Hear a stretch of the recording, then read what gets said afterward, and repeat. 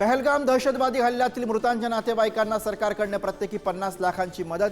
मृत संतोष जगदाळेंची मुलगी आसावरीला सरकारी नोकरी, तर इतर कुटुंबातील सदस्यांनाही नोकरी मिळणार।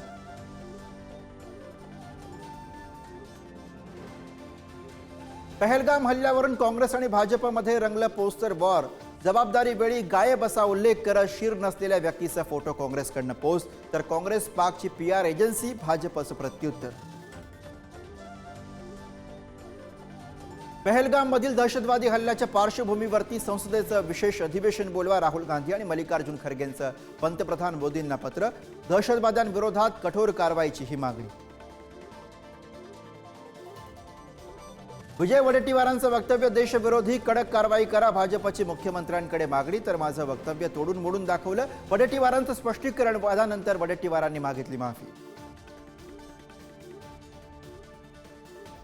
पहलगाम हल्ल्याचे आणखी 2 थरारक व्हिडिओ समोर। झिप लाईन करताना एका व्यक्तीने रेकॉर्ड केलेल्या व्हिडिओमध्ये दहशतवादी गोळीबार करताना कैद।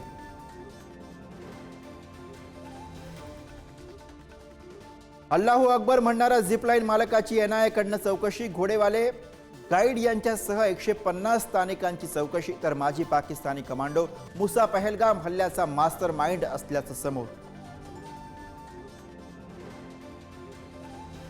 महायुतीमध्ये नाशिक आणि रायगडच्या पालकमंत्री पदावरनं वाद कायम। महाराष्ट्र दिनी नाशिकला गिरीश महाजन, तर रायगडला आदिती तटकरेंच्या हस्ते ध्वजारोहण। गोगावले, भुसे आणि माणिकराव कोकाटेंच्या समर्थकांची नाराजी। पुण्यामधील लोहगाव विमानतळाच्या धावपट्टीवरती बिबट्याचा वावर। सोमवारी सायंकाळी बिबट्या दिसल्यामुळे विमानतळ अधिकारी, सुरक्षा कर्मचारी आणि नागरिकांमध्ये भीतीचं वातावरण।